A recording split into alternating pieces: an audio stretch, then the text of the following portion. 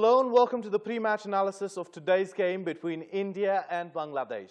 India, although having won their first game, will have plenty of things to prove as their game was utterly criticized, while Bangladesh will give it everything they have to make sure they remain in this tournament. Here to discuss furthermore, I have here with me Atishay Agarwal, the editor of 90 Minutes magazine, and Amoy Ghoshal, football writer, sportskita.com. Atishay, I'll start with you. What did you make out of Bangladesh's last performance against Nepal? To be honest, they weren't that bad. They might have lost 2-0, but they played decently. It wasn't that they were overawed by the crowd.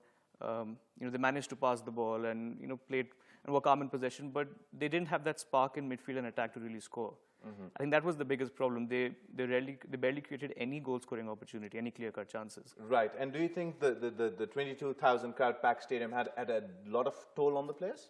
No, I don't think so, to be honest, because when they had the ball, they passed it around quite well. It wasn't that they hurried and they were nervous or they rushed their play. It wasn't like that. They were calm in possession.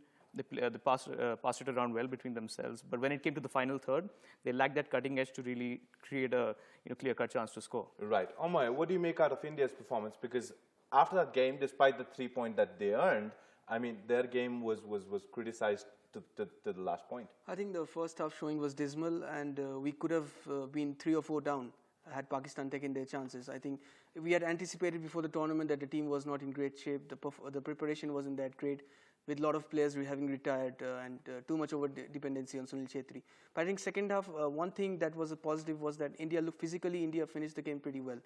Till the last minute of the game, the players looked fit. Although we did miss a lot of chances in the end, I think on the balance of play, we probably only deserved a draw. So it is good that we got a winning start despite not having played well. But it's always a good sign in a tournament like this. Right. And India not having played any game before the tournament, any preparation games in natural grass, do you think that had effect? They did play one game against Tajikistan in natural grass, but obviously the preparation that they had after the game was on artificial surface, and that might be a big problem considering we are going to play at the Armed Forces ground stadium today, and both grounds, the Armed Forces ground and Darshat Stadium, could be in a bad shape if it starts raining.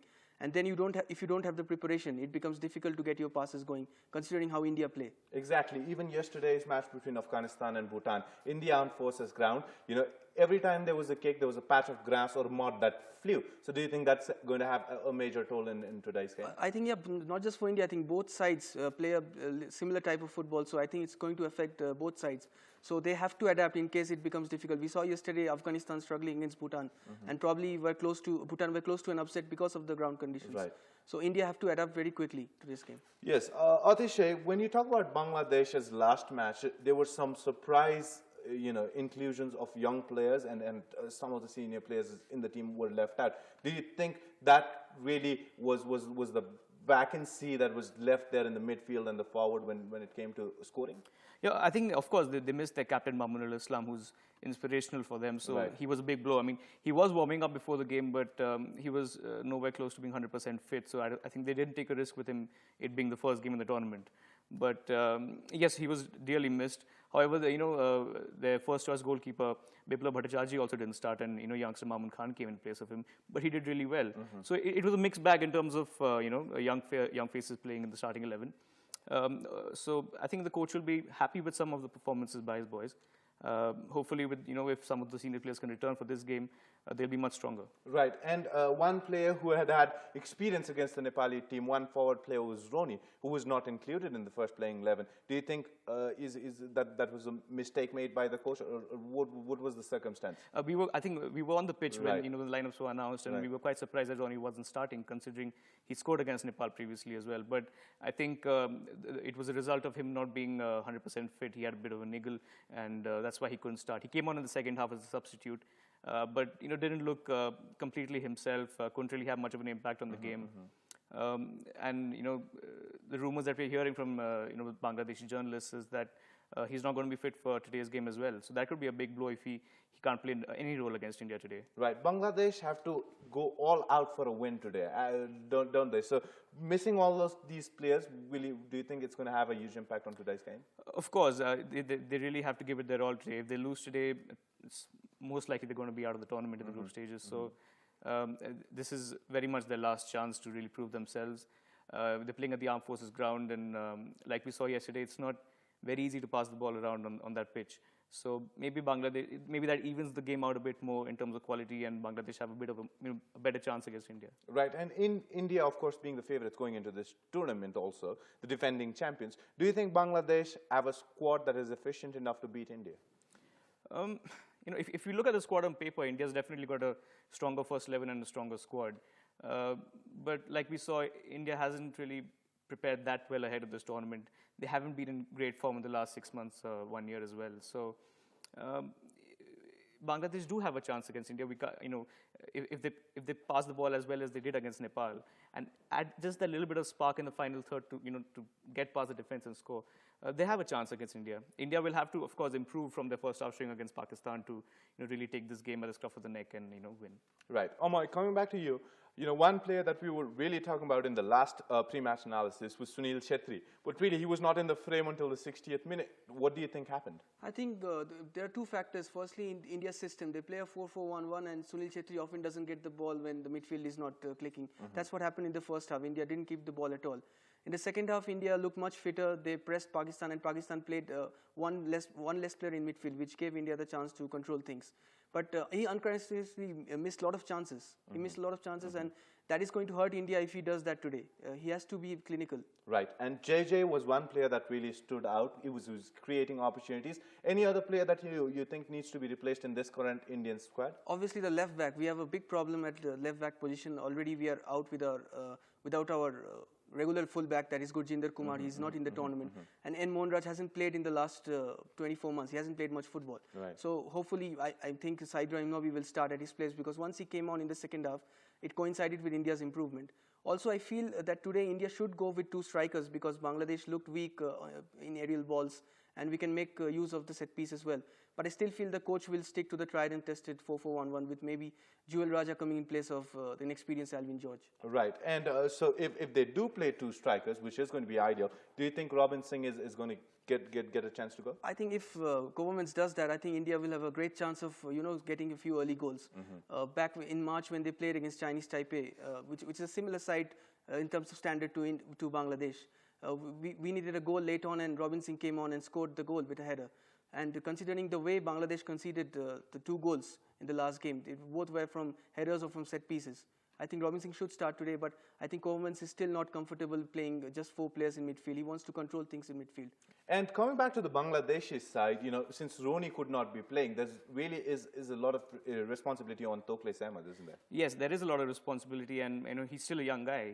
He's fairly new to the side, and but he did really well against Nepal, I thought. He ran his legs off on the left wing, was probably the most hard-working player in the Bangladesh team. And right till the 90th minute, he was giving it his all. Sometimes his touch was heavy, he was losing possession, but at times his close control was quite impressive, and he could wriggle his way out of tight spaces quite well as well. So, yeah, there's a lot of responsibility on him. He'll be up against Nirmal Chhetri, who had a decent game against Pakistan. So it's not going to be easy for Toklis, but he could make an impression against the Indians. Right. Talking about Nirmal Chhetri, he was the one who was actually holding the midfield and the defense line together, wasn't he? He was giving in brilliant passes, coming forward when he had to, staying back when he had to. Do you think that India has a star in the making in terms of Nirmal Chhetri? I think Nirmal has improved at international level, because he has been playing for the last 2 years now. And I think at right back, he's more assured now than he was 2 years ago. Right. But I think one of the main factors why he looked good in the Pakistan game was Francis Fernandes, the player who was playing just in front of him. I think he ran his socks off, and he looks one of the most fittest players in the Indian team. And he's very underrated because he doesn't get the goals or the direct assists. Right. So I think Nirmal's, although Nirmal was very solid at the back, a lot had to do with Francis's work rate. Right. And of course, the news also being a kind of a cliche that Wim Governments actually instructed the Bangladeshi coach in one of the instruction campaigns. So do you think that that's going to have a toll, because the Bangladeshi coach already knows the Indian coach, and then they know how their strategies work? Yeah, De Cruyff actually studied under Wim Governments while doing his coaching badges. So I mean, both of them will be familiar with each other. So that could work directly against or for either of them. But I think both of them will realize it's a game between two teams at the end of the day, two different teams. And while obviously De Cruyff might want to prove a point over his one-time mentor that by winning, I think both of them are going to keep that on the side and focus on the football. Right. And one player, the only player in Bangladesh, overseas player, is Jamal Bhuyan. Do we expect to see a lot from him today? Yeah, he started against Nepal, and I feel he did okay. You could see that he's a bit more cultured in possession. He's based out of Denmark, so whenever he had the ball, he used it well. He kept it simple, passed it around, and distributed the ball efficiently. But we could also make out that he hasn't had a lot of time with the Bangladesh squad. So there were times when he was not involved in the game. He was just not wanting possession enough. Although there were times when he was taking a bit of responsibility, coming in towards the defense, taking the first pass, and building play from there. So perhaps he should be having a better game because he might be used to the conditions a bit better. So yeah, he's going to be a key player for Bangladesh today, especially when they want to retain possession. Right. The Bangladeshi coach, Dikruf, said in the post-match conference that it was impossible to play in a crowd like that. But today they really have to go out and perform because it's an evenly matched out crowd too in the stands, no? I think, yeah, but at the same time, the pressure will be on India as well because they have to prove their critics wrong after the opening game performance. But yes, Bangladesh, they know they have to win today to stay in the tournament, and it can't be a more daunting task than facing India. But I'm sure they will be encouraged by India's first half display against Pakistan and look to exploit maybe the left flank or maybe just put more balls into the box. I'm sure Bangladesh will have noticed the weaknesses of India and try to exploit them. Right. And what do you think is the playmaking strategy that Bangladesh are enforcing on their team going into this game against India? Bangladesh like to play the ball on the ground. That's what we saw against Nepal as well. And I think that would be their best bet against India because if the play goes aerial, if India play long or if Bangladesh play long, the Indians are physically slightly ahead of Bangladesh. So that wouldn't really work well to Bangladesh's in Bangladesh's favor. Right. So they're going to concentrate on passing the ball and playing on the ground. And hopefully, if they have Mamunul in the side, they'll be able to have a bit more quality in midfield to really create more chances. Right. And do you think that there needs to be an added player on the front because Bangladesh really need to score in today's game? Perhaps, theoretically that could happen, but they're used to that 4-2-3-1 formation that they employed against Nepal. So I think they're going to stick to that because it's not as if the formation didn't work. It was just the matter of that extra bit of creativity. And if Mamunul comes in and adds a bit more quality, if Jamal also steps up a bit more, and Toklis continues his good work on the left flank, maybe they could create a few more chances against India. Right. And one player that really stood up in the game between India and Pakistan was the goalkeeper of India, didn't he? Yeah, so Subrata Pal, he steps up in the big games at international level. That's why he gets picked even though his club form dropped in the last 12 months. And he made one very vital save in the first half. And even though it was one save, Wim Koopmans pointed that out the day after the game when the reporters met him. So Subrata Pal definitely is a very important player, and I'm sure today also he would have to make a couple of important saves. Right. And what do you think is India's strategy going into this game against Bangladesh? Of course, they know that they're the favorites going into this match, but do you think they'll be more open to more changes because they did not perform well in the first game? I think certainly the coach will demand more effort from its players. I think without the ball, India were not that good in the first half against Pakistan, and obviously they have to keep the ball, which won't be easy today considering the ground conditions.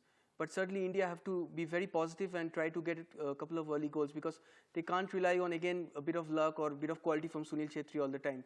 They need to make sure that they confirm their place in the semi-finals before the last game against Nepal. So I'm sure the Wim Koopmans will be more demanding of his players today. Right. Coming back to the Bangladeshi squad, there were some defensive mistakes that led to Nepal, scoring 2 goals. So what do you think about that? Anything that needs to improve or any changes that need to be undertaken in the defensive line of Bangladesh? Yes, it's not that Bangladesh were dominated by Nepal, but as the coach De Cruyff said in his press conference right after the game, when you play against Nepal on their home ground, you can't make such soft defensive mistakes that was so early in the game. And both the goals they let in were quite soft. The first one was a hopeful cross towards the far post, and Anil Gurung is shorter than the Bangladeshi defenders, but he still managed to outjump them and score. And the second goal was a result of very poor marking at the corner.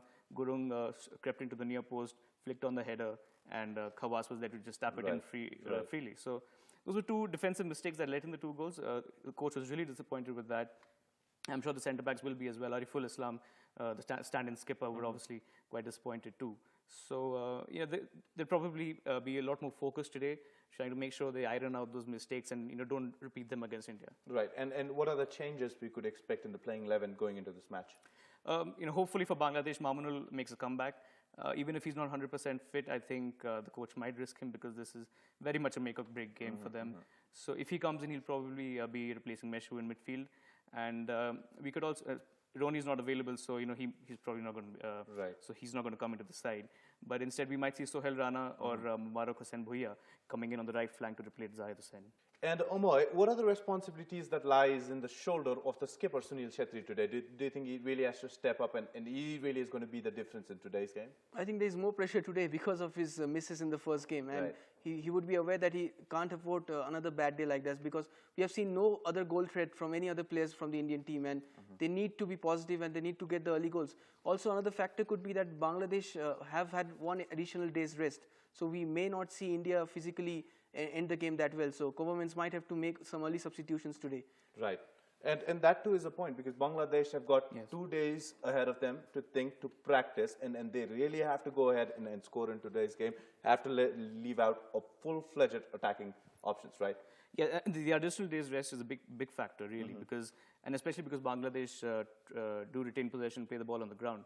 So if they can manage to retain possession for a good amount of time, it could help in tiring India out a bit more when they're chasing the ball, trying to win back possession. So I think that would be that's what they would look for, to continue playing the game their way and hold on to the ball better, make India run around a bit so that they tire out, and then capitalize on the fatigue and tiredness to score. Right. And what did you make out of Mehtab Hussein's game in the midfield in the last game? I think Mehtab was solid, as he always is. I mean, if you are rating Mehtab in every game, he would at least get 8 out of 10, because he's always full of energy. He's closing down people, protecting the back four. But I would still think Mehtab won't be satisfied with his performance in the first game, because he allowed Pakistan to dominate midfield in the first half. So I'm sure he would be eager to change that today against Bangladesh, because he has plenty of quality and plenty of experience now at international level. So I expect a very, very strong and improved performance from Mehtab. Talking about the Bangladesh midfield, Hassan Ameli has a big role to play in today's game. Yes, he plays behind the strikers, and as we know, in a 4-2-3-1 system, the man playing in the hole behind the striker is really the hub of creativity. He's got the most responsibility on him to create goal-scoring chances.